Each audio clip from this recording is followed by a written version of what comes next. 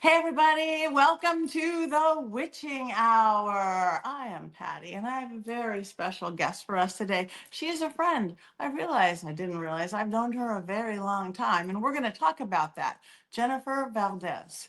She is an entrepreneur. She's a mental health advocate specializing in domestic violence.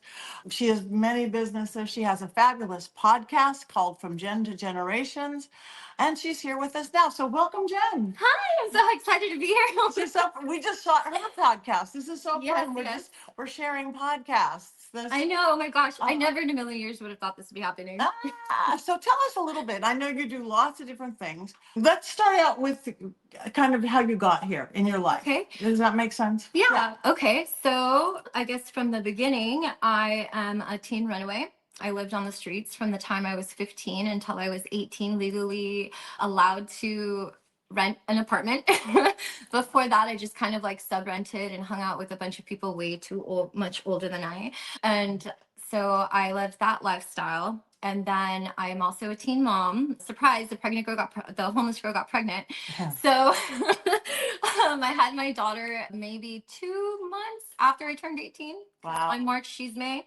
So I just turned 18 and boom, I'm a mom now. So that's kind of where I had to put my guitar away and decide, hey, guess what? I'm not going to be a rock star anymore. Now I have to take care of an infant. So I needed to choose a career and fast. So I really wanted to be a lawyer because I felt like just arguing is fun and I could argue people's cases and I wanted to provide that support to people. But so my mom actually is in the medical field. She's a nurse herself. So she shows up to my house and she's like, here's a brochure for paralegal. Here's a brochure for nursing. You need to pick one. And I'm like, okay. And I'm looking at her in her scrubs and I'm like, you know what? If I choose medical, I'm going to have some support. I'm going to have someone to coach me and guide me. So I put my law cap away and I'm like, okay, let's go into medical. And I went hard. Like Wow. I never went back. I never just felt like I was in the wrong career. There was just something about making myself emotionally, spiritually, intimately available to these people who really needed that in their life. Because a lot of the times the family's overwhelmed, they're tired, they don't know what to do or who to turn to, and these type of things. So I hyper focused and I just educated myself in everything I could. So in nursing, it's called a nursing ladder. So actually, one of the first levels is medical assisting. So I did caregiving and I was like, okay, this is cool, but I don't have like a title. So when my mom gave me those brochures, I chose the medical assisting. So medical assisting is basically like office work, like clerical. You work side by the doctor, you do patients' charts, you get to know their diagnosis. So you really, you interact with the client on a chart level. Okay. You don't really get that one-on-one with them, because you're working in an office situation where the doctor is the one interfacing with them directly. And you do vitals and stuff, but anyway, so I'm kind of dyslexic, not kind of, I am. I'm dyslexic and I have ADHD and stuff. So in office work was really driving me crazy. Like I cannot sit in an office in front of a computer, numbers, letters. I'm terrible. So I was like, I need another career. I can't do this. They're getting mad at me for misspelling stuff. So I looked up my options, went over the nursing ladder, CNA. So CNA is certified nursing aide. And the difference with CNA is now you're not in a doctor's office. You're not doing clerical work. Now you are face-to-facing with the clients. Mm-hmm. So for CNA, they come into clients who can no longer take care of their own anatomy needs. So that means bathing, assisting with transferring them from bed to wheelchair. So it's way more hands-on and a lot more interfacing with the client. And at that point, I realized this is my calling, like being one-on-one close to the patient, having them know that I am someone that they can rely on to give them what they need to provide those needs for them. So I did that for like 11 years, like 11 years. And then I was like, you know what? I kind of need a little more. Like, I feel like, okay, so this is cool. Like, I understand this basic level of nursing. So I want to know the next level of nursing. So the next level of nursing is LVN. So I did. I went to LVN school, which you guys, like, I have an LVN story That's freaking like you won't believe me, but also like you can't make this up. Like Tell us. like okay. So while in nursing school, and I won't mention specific cliques of people. It's all very high school. Everything is always very high school. So Life. yeah, so very high school, there was a clique of girls, and one of the cliques of girls was having an affair with the instructor. And I accidentally walked in on this transaction of theirs because I wanted to talk about my grade. I was trying to like, that little student, like a B isn't good enough. Like, I want to tell you why I think I put the right answer, which is something I always did. So I just like walked in there and I was like, oh my God, right? But like being a street kid, I'm like, I'm not gonna tell. I'm not a snitch. I don't, I don't care. Like, as a matter of fact, just give me straight A's now. Yeah. Like, we'll never talk about it. But unfortunately, I guess the trust in me wasn't there, and he petitioned to have me kicked out of school. So because of my trauma, and like, yeah, it's gonna sound like I'm just putting it like I'm a drug addict, just putting it on this or whatever. But the truth is that I never have actually taken any psychotropic medications. I do smoke pot. So Don't tell him. yeah. So It's legal now. it wasn't done yet. So and I'm talking, we have like 1 month to graduation. He has the whole class drug tested. Okay. And I know I'm going to pee marijuana. So I'm like, shit. So I go to him and I'm like, hey, listen, like, I know I smoke pot. Like, this is not cool. Like, this isn't a way to, like, get rid of me. Like, what are you doing? So fortunately, even though marijuana was illegal at the time, they did have pot cards. Like you could do it medicinally. Mm-hmm. So I did. I went and I saw a doctor and I explained to him like, my life story. Like, hey, I actually need this. Like, I need to sleep at night. So he did prescribe me the card, and I went back and I took it to the school, and he was like, oh, you only just got this. You only just got it. And I was like, uh-huh. Yeah. Here's your proof that it's medical. So anyway, he took me to the school board, and they kicked me out of school. Wow. So they kicked me out of school and they prevented me from taking my nursing license with the state. And I was so heartbroken and discouraged and just like upset at myself, at the world. My partner at the time, who was my first husband, was extremely not supportive and accusatory, and he just was not helpful. So what did I do? I moved to Arizona. Of course. Of course. Leave the state. So I moved to Arizona. I'm there for like 3 years. Sorry, Arizona. You're beautiful. But for me, a Cali girl, like I was dying. Like I needed to be in my city. It's so hot there. Friends, family, just taken away from everything, right? Just felt like a nobody, like a no face. Like I just didn't belong on the planet. I was so disappointed and discouraged. And like, especially like I had my daughter at the time. She was a preteen, and I just felt like, who am I to her? Like, what a disappointment. All this time I spent away from her trying to build a better life for her. Anyway, so I'm in Arizona, and while I'm in Arizona, I don't know if you guys know, but when you go in and out of states, you don't keep your current license. You have to renew your license in another state, which means you have to retest. And I'm talking about my CNA now because remember, I didn't get my LVN yet. So my CNA license, I had to transfer to Arizona. So in the interim, I had to go back to my roots. I was a caregiver. I was not a licensed anything. I was just working as a caregiver. And so that meant sacrificing a lot of my time and a lot of my days with my daughter because I needed to make the same amount of money so that she didn't know that we had taken such a shock to our lifestyle. So I ended up working in a boarding care. So I was working in a boarding care, and my brain is always like clicking. Like anytime I'm in an interaction with anybody, anytime I'm anywhere, I'm soaking in the knowledge and thinking, how can I use that later? How can I take that information and make it into something later? So without even realizing it, I'm like reading all these policy and procedure books. I'm there, I'm taking care of the clients, but at the same time, I'm studying everything, how to start a boarding care, how to start a caregiving agency. I'm just like going through all this stuff, gaining all this knowledge. So then I finally got my CNA whilst in Arizona. And then I'm like, you know what? I'm going home.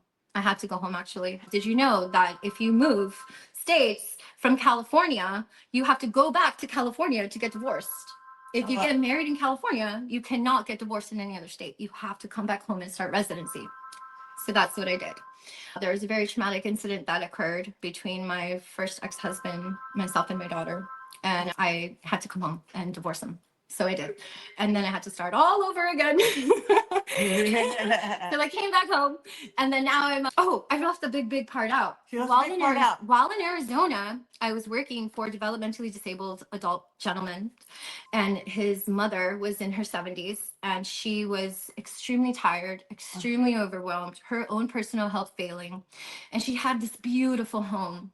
And she had it remodeled for her son. So it was handicap ready. And I just looked at her and I was like, you know what? I've been reading all this stuff and researching how to open a business and how to do all this stuff. So what about if we turn your house into that so you can start getting some income? Because she was also going to try looking for a job. I mean, 70s, bad health, like, no, don't go look for a job. Like, let me help you. So, and her son too. So we got into business together and we started United Champions, which was my first business. And it was a group home for developmentally disabled adults.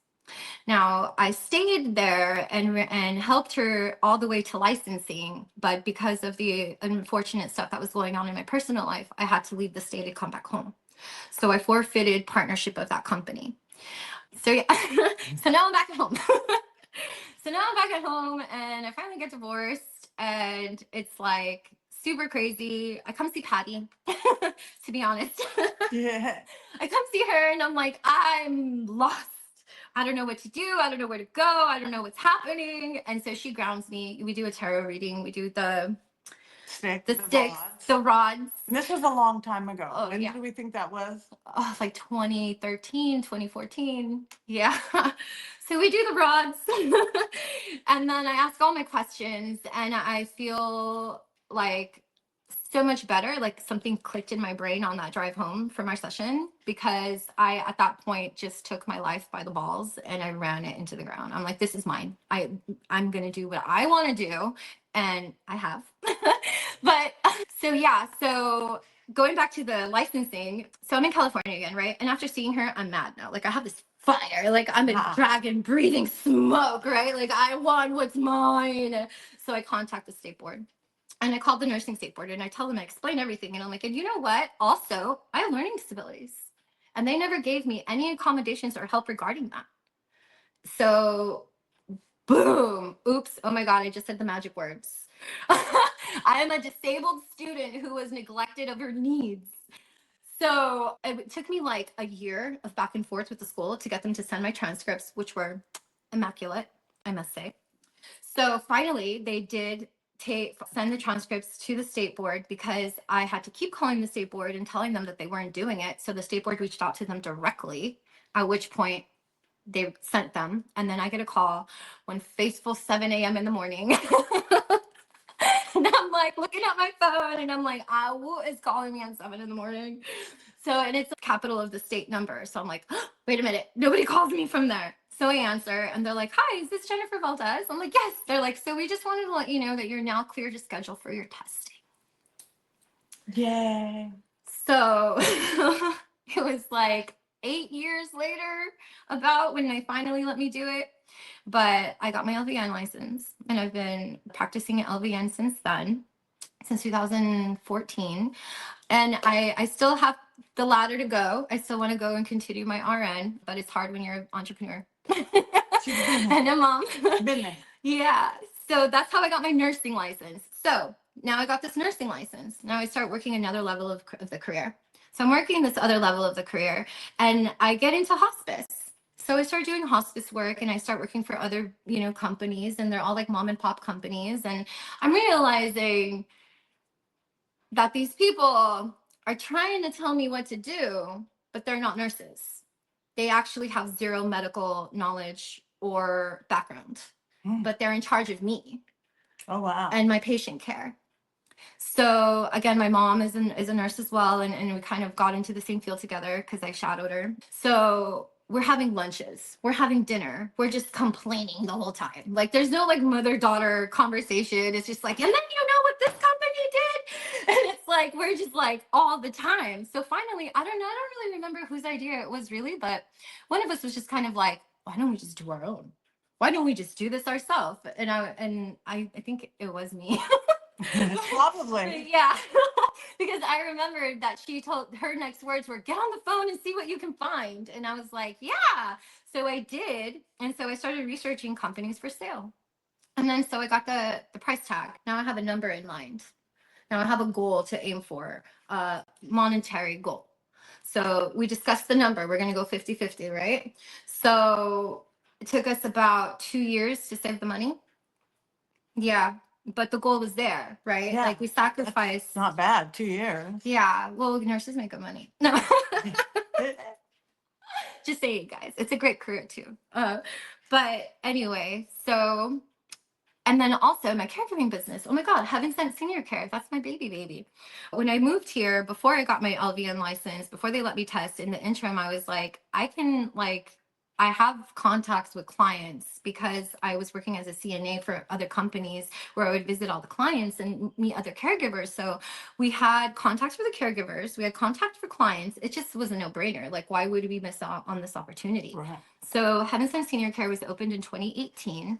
And what we do with them is we hire and train young kids, or, if you guys already are middle-aged, you know what you're doing, love you. But really, we like bring in the youngins because it's a base level nursing. Yeah. So we try to prep them to keep going on the nursing ladder. But while they're with us, they care one-on-one with clients in their home and kind of personal assist. So whether it's making their food, take them shopping, reminding them of medication, like cleaning. So that's Heaven Sent Senior Care. So then the hospice is Angel Care Hospice. And then we also have a home health called Golden Souls Home Health. So I just kind of took my nursing license and was like, yeah. That's amazing. And now you have all these businesses. Yeah. And you're helping people, what you wanted to do. Yes. Now I'm in charge of their care. Yeah. Well, me and my mom. Because she came to me for a tarot reading. No. I did. Yeah. That's how it started. Careful. Careful. You might get what you wish for. Yeah. That's what it is. Like, I saw this light. You guys look at her. She's amazing. I saw this fire. I saw this light. I saw this ability. And she just hadn't seen it yet. And she got it like that. That's amazing. Thank I you. didn't even know all that. I mean, that's pretty cool.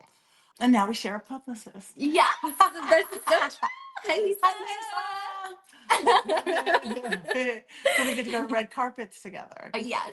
And so tell us a little bit about what is Gen to Generations. Okay. So going back to being that 15-year-old runaway, you don't leave home because you're happy, right? Like, you don't leave home because things are great and you're such a love child. I mean, I was a love child, but well, that's a story for another time. Okay. But I did start from Gen to Generations because I fell into the domestic violence circle. It is definitely a cycle and you don't know it when it's happening. So I left home, and then my partners thereafter. So one of them is my daughter's father, and we were homeless children together. So we were kind of taking care of each other on the streets. So it wasn't really apparent to me that I was being mistreated or that type of love was not normal. I had normalized it. So, and then I felt like it was different because he loved me in another way than a parental way. So I felt like I was overreacting, or I was not, capable of not making him mad. Like, I felt lucky that I was with the big shot of the homeless kid group, and I should just sit down and be quiet, and I'm lucky to belong, because where would I be if not with them? I was scared. But anyway, and then my first husband, the red flags present themselves in very subtle ways, and you don't realize it until you're already into the relationship, unfortunately, especially when you are coming off of like a cycle of it. So my second husband is kind of similar in the same way, where there were the little red flags, but I kind of felt like there was a difference because, my first two partners were consistent in the abuse. There was no breaks. There weren't any like days where some were better than others. It was just every day was living like a zombie on survival mode.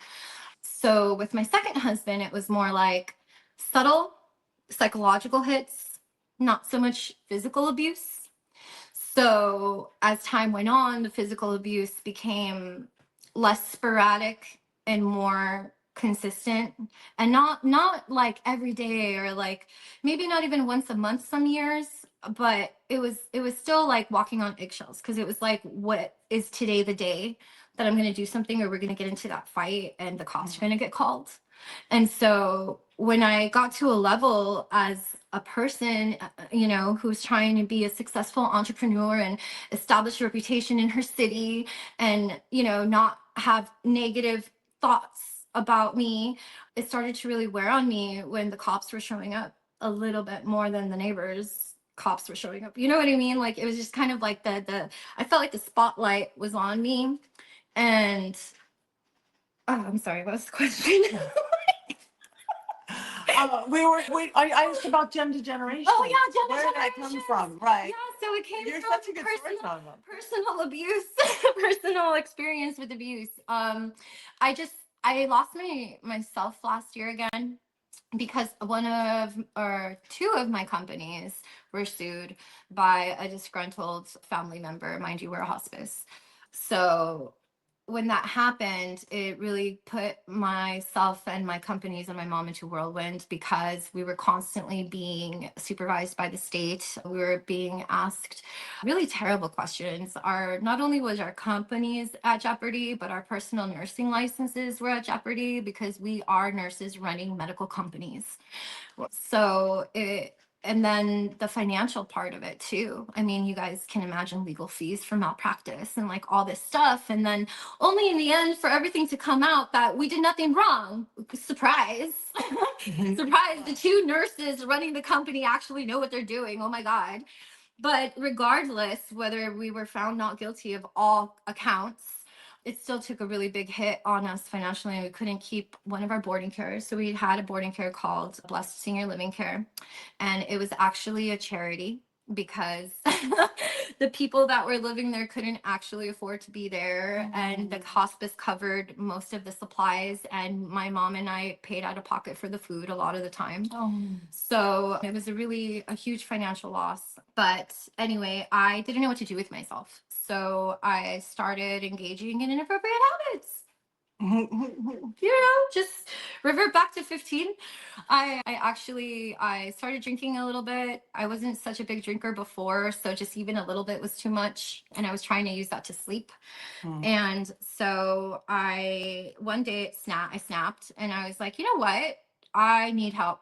I need to talk to people. So I went to my country club, as I am a country club person. So I went over there, and I'm like, I know so many business women, and I just started asking them questions. I was like, hey, so like, you ever feel like just killing yourself? Like, is that normal?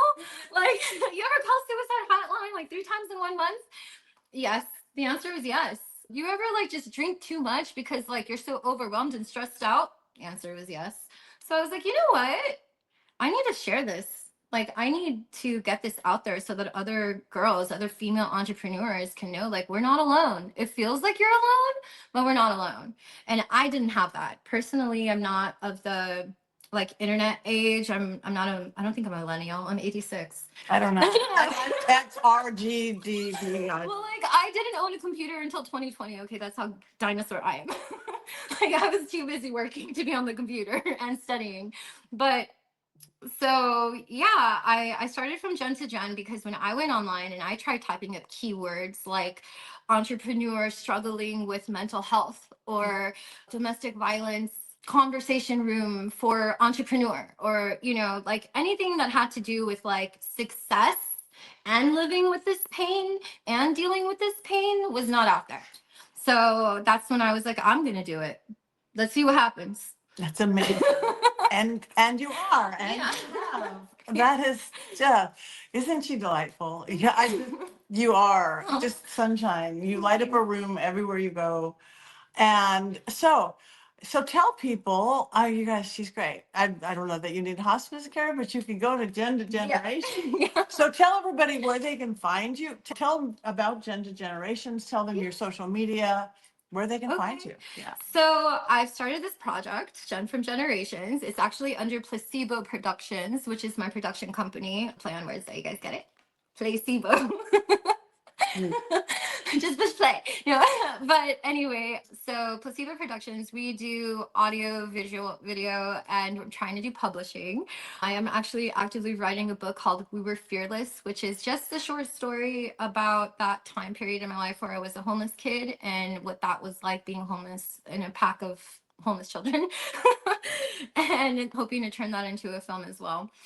So we're going to be doing that under Placebo Productions. We're also working on a short script right now called Helpline. And it's actually a screenwriter brought it to me. So I don't want to go too much into there. I don't know if you'll feel comfortable with me sharing the story.